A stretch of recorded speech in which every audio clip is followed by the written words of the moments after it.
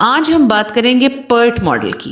PERT जो है ये एक इवेंट ओरिएंटेड टेक्निक है और इसमें अनसर्टेनिटी का बहुत ज़्यादा अमल दखल है, इसलिए हम इसको प्रोबेबिलिस्टिक टेक्निक्स भी कहते हैं। यानी कि प्रोबेबिलिटी के ऊपर इसमें डिसीजंस लिए जाते हैं, एस्टिमेशंस की जाती है और जहाँ पे भी हमारे पास चीज़ें फिक्स्ड ना हो, इवेंट्स फिक्स्ड ना हो, वहाँ पे हम PERT मॉडल को यूज़ करते हैं OR प्रोसेस को कैलकुलेट करने के लिए। This is a probabilistic technique.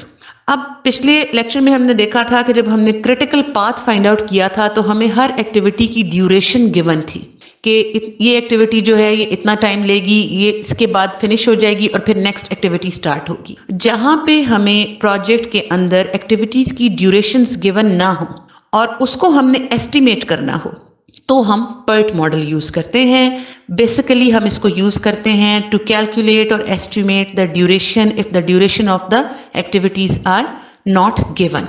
और ज़्यादातर इसका यूज़ जो है वो एरोस्पेस इंडस्ट्रीज़ के अंदर है और इसको पर्टिकुलरली रिसर्च और डेवलपमेंट के प्रोग्राम्स में ज़्यादा यूज़ किया जाता है। और ये चीज़ मैंने पहले भी बहुत दफ़ा बताई हुई है कि PERT का नाम आते ही आपके जहन में अनसर्टेनिटी का कॉन्सेप्ट आ जाना चाहिए कि इसमें कोई चीज़ भी फिक्स्ड और सर्टन नहीं है। तो PERT डील करता है अनसर्टन एलिमेंट्स और कंडीशन को और आज हम देखेंगे कि PERT की कैलकुलेशंस हमने किस तरह करनी है। अब चूंकि PERT के अंदर टाइम जो है वो आपका फिक्स्ड नहीं है, आपको ड्यूरेशन गिवन नहीं है, तो टाइम इसका मतलब है कि वेरी करेगा, चेंज होगा। तो इसीलिए एक्टिविटी टाइम जो है PERT मॉडल के अंदर वो एक रैंडम वेरिएबल है, यानी कि वो वेरी करता है और वो कोई भी वैल्यू जो है उसको ले सकता है। अब इस PERT मॉडल के अंदर जैसे हमने CPM मेथड के अंदर टाइम्स पढ़े थे, अर्लीस्ट टाइम, लेटेस्ट टाइम, उस तरह PERT मॉडल के अंदर भी टाइम की एक एक्टिविटी है जिसके लिए 3 तरह के टाइम मोस्ट इंपॉर्टेंट हैं जिनको हम डिटेल से स्टडी करेंगे और वही फॉर्मूले में यूज होंगे। PERT का बेसिक फॉर्मूला जो है जिससे हम कैलकुलेशन करते हैं। इसमें सबसे पहले है TM जिसे हम मोस्ट लाइकली टाइम बोलते हैं। मोस्ट लाइकली टाइम आपके पास क्या चीज़ है कि जब आपने एक प्रोजेक्ट को प्लान किया है तो उस प्रोजेक्ट का जो भी सुपरवाइजर है, इंचार्ज है, हेड इंजीनियर है, उस प्रोजेक्ट को डील करने वाला है, उससे आप पूछेंगे कि जी ये प्रोजेक्ट आपके ख्याल में कितना टाइम लेगा। वो एक नॉर्मल कंडीशंस को जहन में रखते हुए, अनसर्टेनिटीज के अलावा नॉर्मल कंडीशंस को जहन में रखते हुए आपको बताएगा। सपोज आपने एक बिल्डिंग बनवानी है तो आप उसका जो भी इंजीनियर है या ठेकेदार है, आप उससे टाइम स्पैन लेंगे कि मुझे एस्टिमेट दे दीजिए कि आप कितनी देर में इस बिल्डिंग का काम फिनिश कर लेंगे। वो आपको सीक्वेंस बाय सीक्वेंस तो नहीं बताएगा कि जी इतनी देर में मैं स्ट्रक्चर खड़ा करूंगा, फिर मैं उसके ऊपर प्लास्टर होगा, फिर उसके बाद पेंट होगा। वो आपको एक टोटल टाइम ड्यूरेशन देगा कि जी मौसम ठीक रहा, हालात फेवरेबल रहे तो मैं इसके लिए 3 महीने लूंगा या 4 महीने लूंगा। ये एक नॉर्मल डिसीजन है जो वो अपने एक्सपीरियंस की बेस पे आपको देगा कि जी मैं पहले भी ऐसे प्रोजेक्ट बहुत सारे कर चुका हूँ, नॉर्मली ये इतना ही टाइम लेते हैं। तो उस टाइम को जो एस्टिमेट को वो आपको देगा उसको हम मोस्ट लाइकली टाइम बोलते हैं, जिसको हम TM से डिनोट करते हैं। दूसरी चीज जो है आपके पास वो है पेसिमिस्टिक टाइम, TP से हम इसको डिनोट करते हैं। और पेसिमिस्टिक टाइम एस्टिमेट क्या है? This is the best guess, ये एक गेस है ऑफ द मैक्सिमम टाइम, उस टाइम का कि ज्यादा से ज्यादा ये प्रोजेक्ट कितना टाइम ले सकता है, उसका ये एक गेस है। ये सारे गेस करदा टाइम है क्योंकि हमने अभी पढ़ा है कि PERT मॉडल आपको फिक्स्ड वैल्यू नहीं देता, अनसर्टेनिटी है। आप बात एस्टिमेशन या प्रोबेबिलिटी की बुनियाद पे करते हैं। तो ये एक बेस्ट गेस है जो आपको मैक्सिमम टाइम बताता है जो उस एक्टिविटी या प्रोजेक्ट को परफॉर्म करने के लिए चाहिए हो under the most adverse circumstances. Adverse का मतलब क्या है? अनफेवरेबल, यानी वो सर्कमस्टांसेस, हालात जो नॉर्मल नहीं है, नॉर्मल कंडीशंस नहीं है, वो आपके लिए फेवरेबल नहीं है, जिसे आप मुश्किल हालात भी कहते हैं। उनको जहन में रखते हुए अगर आप डिसीजन आपको लेते हैं कि जी ये प्रोजेक्ट जो है अगर इसमें कुछ गड़बड़ भी आ गई, हालात बदल भी गए, कुछ मसला भी आ गया, उन कंडीशंस को देखते हुए भी मैं एक गेस देता हूं कि जी मैक्सिमम टाइम इसको इतना लग जाएगा। तो this time is called pessimistic time. Pessimistic time जो है उसको हम TP से डिनोट करते हैं। अब अनफेवरेबल या एडवर्स सर्कमस्टांसेस क्या हो सकते हैं? वो कुछ भी हो सकते हैं। इन्होंने यहाँ पे 3 डिस्कस किए हुए हैं। Supply of material not in time, कई दफ़ा मटेरियल टाइम पे नहीं बनता, जैसे स्ट्राइक्स हो जाती हैं, ये ईंटों के भट्टे वाले स्ट्राइक कर देते हैं, आपको ईंटें टाइम पे नहीं पहुंचती, ऑब्वियसली आपका प्रोजेक्ट वहां पे स्टॉप करना पड़ेगा आपको। Similarly non cooperation from the workers कई दफ़ा हड़ताल पे चले जाते हैं कि जी हमारी वेजेस इंक्रीज करें, या कोई भी इश्यूज हो सकते हैं। तीसरी चीज़, पेंडेमिक जिस तरह आ गई थी आपके सामने, ये कोविड की वजह से सारा कुछ बंद रहा है, सारे प्रोजेक्ट्स जो हैं ये अनफेवरेबल कंडीशंस है ना, ये एडवर्स सर्कमस्टेंसेस हैं। इसी तरह ट्रांसपोर्टेशन के अरेंजमेंट्स जो हैं वो भी कई दफ़ा इफेक्टिव नहीं होते, इसमें वेदर कंडीशंस आ जाती हैं, आपको टाइमली वो मटेरियल नहीं पहुंच पाता। तो इस किस्म की अगर सर्कमस्टेंसेस हो जाएं तो उनको जहन में रखते हुए जो टाइम हम देते हैं, एक गेस देते हैं मैक्सिमम टाइम का, उसको हम पेसिमिस्टिक टाइम बोलते हैं। तो pessimistic time is the longest time the activity would required, यानी ज्यादा से ज्यादा अगर हालात खराब भी हो जाएं तो जो टाइम एक एक्टिविटी लेगी उसको हम पेसिमिस्टिक टाइम बोलेंगे और उसको हम टीपी से डिनोट करते हैं। ठीक हो गया जी।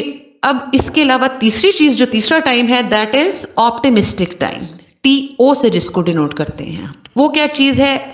Optimistic time is the smallest time estimate, यानी ऑप्टिमिस्टिक हो के आप एक एस्टिमेट लगा रहे हैं कि कम से कम मुद्दत क्या है जिसमें मैं ये प्रोजेक्ट जो है ये कंप्लीट कर लूंगा। और इसकी कंडीशन क्या है कि जी मेरे हालात एक्सेप्शनली वेल जाएं, यानी नॉर्मल से भी बेहतरीन जाएं, मेरा इक्विपमेंट, मेरा जो मैन पावर है, हर चीज जो है वो अबव एवरेज हो, एक्सेप्शनल हो। तो उसके लिए जो आप एस्टिमेट देते हैं दैट इज ऑप्टिमिस्टिक टाइम, जो स्मॉलेस्ट टाइम होता है किसी भी प्रोजेक्ट को कंप्लीट करने का। तो ये तीनों टाइम्स आपके माइंड में अगर क्लियर हो गए हैं तो अब हम आगे चलते हैं। अब इन तीनों टाइम्स को हमने फॉर्मूले में यूज करके एक एस्टिमेटेड टाइम ड्यूरेशन निकालनी है किसी भी प्रोजेक्ट की, किसी भी एक्टिविटी को करने के लिए। और ये पूरा जो आपका प्रोसेस है ये बीटा डिस्ट्रीब्यूशन के ऊपर बेस करेगा, क्योंकि वो एक रीजनेबल अप्रोक्सीमेशन है इस चीज़ को सॉल्व आउट करने के लिए। और बीटा डिस्ट्रीब्यूशन यूनिमॉडल होती है और ये फाइनाइट नॉन नेगेटिव होती है, और इसके एंड पॉइंट्स जो हैं वो ज़रूरी नहीं है कि सिमेट्रिकल ऑल हो। ये सारी बीटा डिस्ट्रीब्यूशन की स्टैट्स पढ़ने वाले स्टूडेंट्स को इसकी थोड़ी बहुत समझ होगी। और इसमें यह है कि इसमें कुछ एक्टिविटीज़ ऐसी होती हैं जो प्रोजेक्ट में सिर्फ एक दफ़ा हो रही होती हैं, बार बार रिपीट नहीं हो रही होती। कोई ऐसा हालात बन गए कि एक दफ़ा वो काम हो गया, ज़रूरी नहीं कि वो दोबारा रिपीट हो। तो इसलिए हम पास्ट के डेटा से ये चीज़ कलेक्ट नहीं कर सकते, कोई भी इंफॉर्मेशन के कैसे हमने इस प्रोजेक्ट को लेके चलना है। तो इसको हम फॉर्मुलेट करते हैं और फॉर्मूले के थ्रू एक एक्सपेक्टेड टाइम ड्यूरेशन जो है उसको कैलकुलेट करते हैं। और इसका फॉर्मूला बड़ा आसान है और वो गिवन है, दैट इज TE यानी estimated time is equal to T0 TO जिसे हम बोलते थे optimistic time plus 4TM plus TP divided by 6। ये फॉर्मूला है जिससे आप टाइम ड्यूरेशन जब आपको गिवन नहीं होगी एक्टिविटीज की तो आप कैलकुलेट कर सकते हैं। अब टाइम जो है वो एक हाई वेरिएबल है। इसके अंदर होता क्या है कि जब आपके पास बहुत लार्ज टाइम एस्टिमेट्स हों तो आपकी एवरेज वैल्यू अफेक्ट होती है। ये हमने पहले भी स्टैट्स के स्टूडेंट्स को पता होगा कि जब बहुत लार्ज डेटा हो तो मीन इतनी इफेक्टिव मैयर नहीं होती, उसके लिए हमें वेरिएबिलिटी के मैयर्स को देखना पड़ता है, जिसमें स्टैंडर्ड डेविएशन जो होती है वो बेहतर होती है, बेहतर मैयर होती है। तो जब इस किस्म का डेटा आ जाए तो उसके लिए हमें एक एस्टिमेटेड स्टैंडर्ड डेविएशन भी चाहिए और वेरिएंस भी चाहिए। तो उसके लिए एस्टिमेटेड जो स्टैंडर्ड डेविएशन है जिसको हम ST से डिनोट करते हैं, उसका फॉर्मूला भी TP minus TO divided by 6 है। और एज यू नो वेरिएंस इसका स्क्वायर होता है, तो variance is the square of this formula. I hope ये फॉर्मूलाज और कैलकुलेशंस आपको क्लियर हो गई होंगी। आगे 2.4.1 टॉपिक है expected length of a critical path. अब इसके अंदर पर्ट के अंदर भी हमने देखना है कि क्रिटिकल पाथ क्या है। प्रोजेक्ट तो इसमें भी एक्टिविटी बाय एक्टिविटी चल रहा है ना, बेशक अनसर्टेनिटी आ रही है, लेकिन एक एक्टिविटी खत्म होगी तो अगली एक्टिविटी शुरू होगी। तो उसके लिए एक सीक्वेंस होती है एक्टिविटीज की। The expected length of a sequence of independent activities is simply the sum of their separate expected lengths, यानी जो अलग-अलग आपने उनकी एक्सपेक्टेड लेंथ्स या उनका टाइम निकाला है उन सब का सम करेंगे तो आपके पास पूरे प्रोजेक्ट की एक एक्सपेक्टेड लेंथ आ जाएगी। और इसको हम TE से डिनोट करते हैं और इसी से हम क्रिटिकल पाथ भी इसका निकालते हैं। सिमिलरली वेरिएंस जो है वो भी सारे अलग-अलग जो इंडिविजुअल एक्टिविटीज हैं उनके वेरिएंसेस को जब आप सम करेंगे तो आपके पास टोटल वेरिएंस आ जाएगा पूरे प्रोजेक्ट का। हम यहाँ पे एक एग्जांपल दी हुई है, इसमें आपको एक डायग्राम बना के दी हुई है। अभी आप इसमें देख सकते हैं कि 1 से लेके 2 एक्टिविटी तक आपके पास तीनों चीज़ें गिवन हैं, 1, 1 एंड 7। इसमें पहली चीज़ जो है वो आपका ऑप्टिमिस्टिक टाइम होता है, TO। दूसरी चीज़, दूसरा कंपोनेंट जो है वो TM है, यानी मोस्ट पॉसिबल टाइम।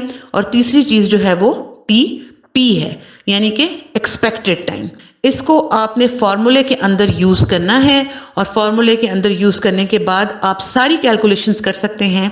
आपका TE भी निकल आएगा, स्टैंडर्ड डेविएशन भी निकल आएगी और वेरिएंस भी। नीचे एक टेबल बना हुआ है जिसके अंदर आपको ये सारी कैलकुलेशंस करके दी हुई हैं। सिंपली फॉर्मूले में वैल्यूज पुट करें आप और आपके पास ये फिगर्स जो हैं वो आ जाएंगे। अब जब आपने इसको देखा, इसके अंदर भी ऑब्वियसली कई रूट्स हैं ना जाने के।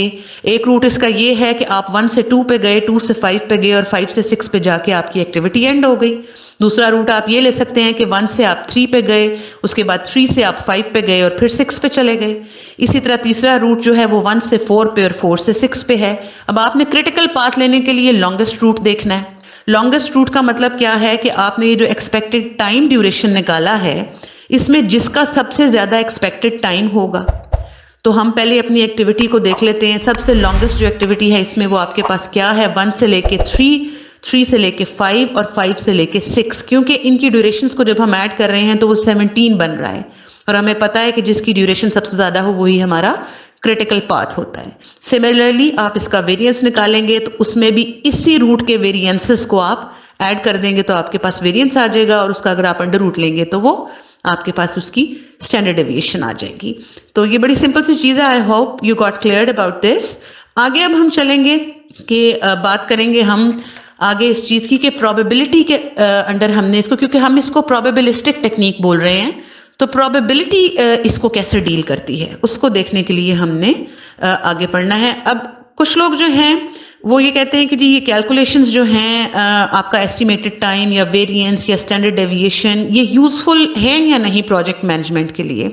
तो इसका जवाब इन्होंने दिया हुआ है कि these are very useful tools for a project manager.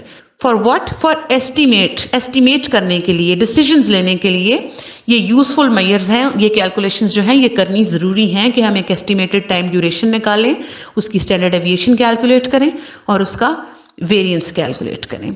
अब किसी भी जो एक्टिविटी का टाइम अगर अनसर्टन है तो इसका मतलब है कि वो रैंडम वेरिएबल है जो कोई भी वैल्यू ले सकता है।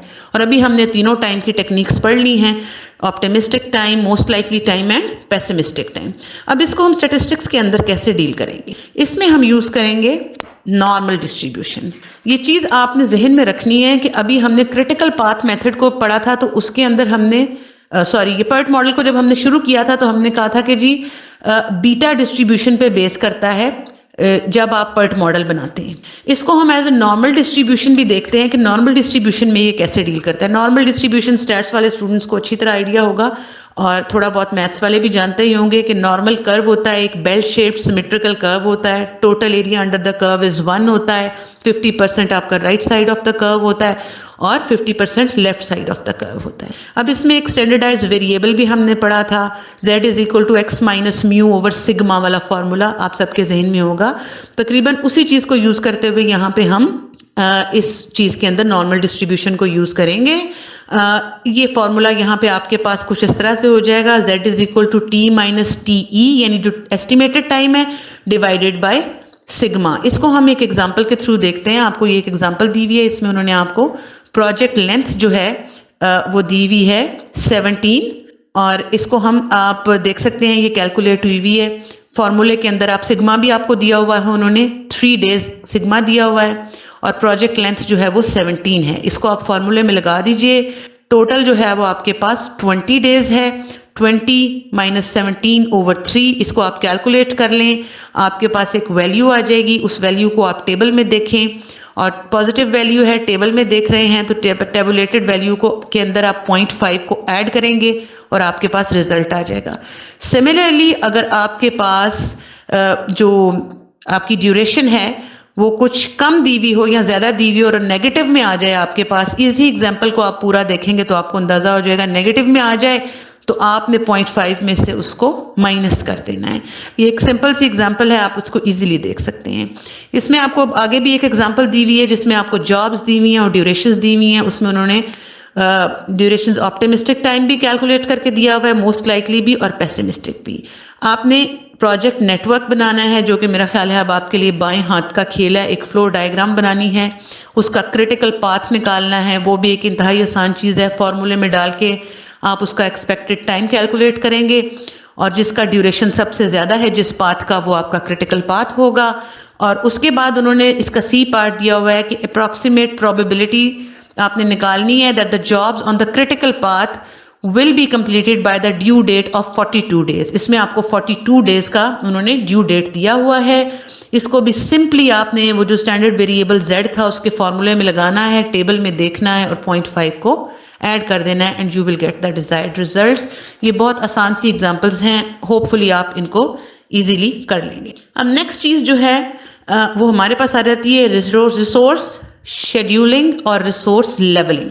अब ये क्या चीज़ है, रिसोर्सेज क्या चीज़ है? जब भी कोई प्रोजेक्ट आप शुरू करते हैं तो उसके अंदर आपको पता होता है कि मेरे पास इतने रिसोर्सेज हैं। फर्ज करें आपने घर बनाना शुरू करना है, तो आप सोचते हैं कि जी ये मेरा प्लॉट है और मेरे पास इतने लाख हैं और ये इसमें से मैं मैनेज कर सकता हूँ कि नहीं, मेरे रिसोर्सेज क्या हैं। तो ये चीज़ जो है, इसमें आप रिसोर्सेज को शेड्यूल करते हैं कि मैंने इसमें क्या चीज़ें ले सकता हूँ। फिर आप प्रायोरिटीज सेट करते हैं कि क्या चीज़ इंपॉर्टेंट है। अगर आपके पास पैसे थोड़े हैं तो आप घर को इतना फिनिश कर लेते हैं कि आप उसमें शिफ्ट हो सकें और बाकी का काम आप आहिस्ता आहिस्ता साथ कर सकते हैं। उसमें आप अपनी प्रायोरिटीज सेट करते हैं कि जी इस वक्त पेंट होना ज़रूरी है या खिड़कियाँ लगनी ज़रूरी हैं। जो इंपॉर्टेंट चीज़ होगी ऑब्वियसली वो आप पहले करेंगे। तो सफिशिएंट रिसोर्सेज जो हैं वो आपके पास होंगे तो ही आप प्रोजेक्ट को कंप्लीट कर सकेंगे। इसमें आपकी मैन पावर भी आ जाती है, आपका सरमाया भी आ जाता है, कैपिटल मशीन्स भी आ जाती हैं, सब चीज़ें। उन रिसोर्सेज को आपने डिवाइड कैसे करना है, इस चीज़ को हम रिसोर्स लेवलिंग या रिसोर्स एलोकेशन के तौर पे डिस्कस करेंगे। अब हम इसमें देखेंगे कि ह्यूरिस्टिक टेक्निक क्या है। टेक्निक जो है, ह्यूरिस्टिक का वर्ड इन्होंने यहाँ पे यूज किया हुआ है। A heuristic can be defined as a guide और method of reducing search in a problem solving situation. Heuristic क्या चीज़ है? वो एक फ्लेक्सिबल या प्रैक्टिकल शॉर्टकट है जो आपका क्विक डिसीजंस लेने में काम आता है, कि जल्दी में आपने डिसीजन लेना है और वो रिलायबल भी होना चाहिए और वो शॉर्टकट भी होना चाहिए। ज़्यादातर बिजनेसमैन जो हैं वो इस टेक्निक को यूज़ करते हैं अपनी प्रॉब्लम्स को सॉल्व करने के लिए, क्योंकि बिजनेस में आपको डिसीजंस जल्दी लेने पड़ते हैं। उसमें आप इतना डिले नहीं कर सकते कि आपकी मार्केट बैठ जाए या दूसरे मसाइल शुरू हो जाएं। तो बिजनेसमैन जो हैं वो ह्यूरिस्टिक टेक्निक को यूज़ करते हैं। इसकी एक एग्जांपल उन्होंने दी हुई है, क्लासिक मैनेजमेंट इसका उसको डिफाइन करते हैं, to handle only exceptional problems and let the subordinates decide on routine matters. यानी छोटे मोटे जो मसले आ रहे हैं वो जो सबऑर्डिनेट्स हैं आपके, वो खुद ही डिसीजंस लेके उनको देखते रहें। और जो कोई एक्सेप्शनल प्रॉब्लम आ गई है जो कि एक्सपेक्टेड नहीं थी या बहुत बड़े लेवल की है, तो उसके लिए आपने उसको डील करना है। तो ये चीज़ है। अब आजकल बहुत सारे ह्यूरिस्टिक प्रोग्राम्स जो हैं वो आ चुके हैं मार्केट में, जिसको यूज़ करते हुए लोग डेवलप कर लेते हैं अपने प्रोग्राम्स वगैरह को। इसमें दो चीज़ें हैं, वो ह्यूरिस्टिक प्रोग्राम्स या तो रिसोर्स लेवलिंग प्रोग्राम्स होंगे या रिसोर्स एलोकेशन प्रोग्राम्स होंगे। इनमें क्या फ़र्क है? रिसोर्स लेवलिंग के तो नाम से ही जाहिर है कि आपके पास जितने रिसोर्सेज हैं उनको आपने इक्वली लेवल करके डिस्ट्रीब्यूट कर देना है सारी एक्टिविटीज़ के अंदर। एक कांस्टेंट लेवल आपने करना है, रखना है उन रिसोर्सेज का। जैसे कि इन्होंने यहाँ पे लिखा हुआ है कि resource requirements, manpower और money power are kept at a constant level by altering the start time of the different activities. आप ये कर सकते हैं कि आप उन रिसोर्सेज को इक्वली डिवाइड कर दें, एक कांस्टेंट लेवल उनका बना दें। इसके लिए आप एक्टिविटीज़ के स्टार्ट टाइम को ऑल्टर कर सकते हैं, क्योंकि सारी एक्टिविटीज़ की ड्यूरेशन तो सेम नहीं है ना, किसी की ज़्यादा है किसी की कम है। लेकिन जब आपने रिसोर्सेज इक्वल एलोकेट करने हैं, लेवल उनको देना है रिसोर्सेज का, तो आप उसका स्टार्ट टाइम एक्टिविटी का जो है वो आपको चेंज करना पड़ेगा। लेकिन इससे आपकी प्रोजेक्ट ड्यूरेशन को या जो उन एक्टिविटीज़ की सीक्वेंस थी उनको नहीं चेंज होना चाहिए, उन पे कोई फ़र्क नहीं पड़ना चाहिए। ये इन्होंने यहाँ पे मेंशन भी किया हुआ है, but at the same time the project duration and the sequence are not violated. यानी उसके टोटल टाइम पे और जो सीक्वेंस है एक्टिविटीज़ का वो डिस्टर्ब नहीं होना चाहिए। दूसरी चीज़ आ जाती है रिसोर्स एलोकेशन प्रोग्राम। एलोकेशन के नाम से जाहिर है कि आपने रिसोर्स को एलोकेट कैसे करना है, जो भी अवेलेबल रिसोर्सेज हैं उनको एलोकेट कैसे करना है। तो इसमें आप रिसोर्सेज को एलोकेट करते हैं shortest project schedule consistent with fixed resource limits के जी इतने ही रिसोर्सेज इस एक्टिविटी को हम दे सकते हैं, इससे ज़्यादा हम नहीं दे सकते। ये रिसोर्स लेवलिंग और रिसोर्स एलोकेशन की बात थी। अब रिसोर्स एलोकेशन जो है वो पीरियड बाय पीरियड होती है, ठीक है ना। अब देखें, आप जब देखते हैं कोई बिल्डिंग बन रही होती है तो उसमें वो पूरी बिल्डिंग की ईंट या ब्रिक्स जो है वो इकट्ठी बाहर नहीं रख सकते, ऑब्वियसली ना। रोड पे इतनी जगह होती है, रास्ता ब्लॉक हो जाता है, तो वो टाइम बाय टाइम आपको ईंटें और सीमेंट और बाकी का जो इक्विपमेंट है वो पहुंचता है। तो उसमें ये होता है, मोस्ट प्रोबेबली वो सबसे पहले कहते हैं कि जी हमने इसकी फाउंडेशन बनानी है, बुनियादें, तो हम उतनी सी ईंटें यहाँ डिलीवर करा लेते हैं, क्योंकि बुनियादें बना के हमें कुछ दिन उसे छोड़ना भी है, पानी भी देना है, या और जो भी उनके मेथड्स हैं। तो वो पीरियड बाय पीरियड रिसोर्सेज को एलोकेट किया जाता है। तो इसलिए रिसोर्सेज की एलोकेशन जो है वो हर एक्टिविटी के हिसाब से होती है, और essential elements are determining which jobs are to be scheduled and which are to be postponed. और अगर आपके पास रिसोर्सेज थोड़े हैं तो आपने अपनी प्रेफरेंस देखते हुए देखना है कि जी किस एक्टिविटी को मैं पोस्टपोन कर सकता हूँ कुछ अर्से के लिए, और किसको मैंने लाजमी करना ही करना है। ये वही मिसाल जो मैंने आपको पहले दी थी कि अगर आपके पास पैसे थोड़े हैं और आप अपने घर बना रहे हैं और उसमें शिफ्ट होना चाहते हैं, तो आप उसको ये मैनेज करते हैं कि जी मैं फ़िलहाल जो है इसको प्लास्टर नहीं करवाता दीवारों को, या मैं पेंट नहीं करवाता, या फ़र्श भी जो है अगर मैं उसके ऊपर मार्बल ना लगवाऊं तो कच्चा फ़र्श भी चल जाएगा। लेकिन ऑब्वियसली घर में खिड़कियां और दरवाजे आपकी ज़रूरत हैं। आप ये तो नहीं करेंगे ना कि जी मैं पहले इस पर पेंट करवा लेता हूँ या प्लास्टर खिड़कियां दरवाजे बाद में लगते रहें। तो आप अपनी प्रायोरिटी देखेंगे और क्रिटिकल जॉब फाइंड आउट करेंगे कि इस रिसोर्सेज के अंदर मैंने पहले क्या काम करने हैं। तो उसी हिसाब से आप अपनी उसको डील करेंगे एक्टिविटीज़ को कि कौन सी मैं पोस्टपोन कर सकता हूँ और कौन सी जो है मैंने अर्लीस्ट करनी है। तो जो जॉब आपकी मोस्ट क्रिटिकल होगी उसको आप सबसे पहले स्केड्यूल करेंगे। अब रिसोर्स एलोकेशन जो है इसमें 3 रूल्स हैं जो आपने फॉलो करने हैं। उसमें पहला रूल क्या है, the resources are to be allocated in the order of time.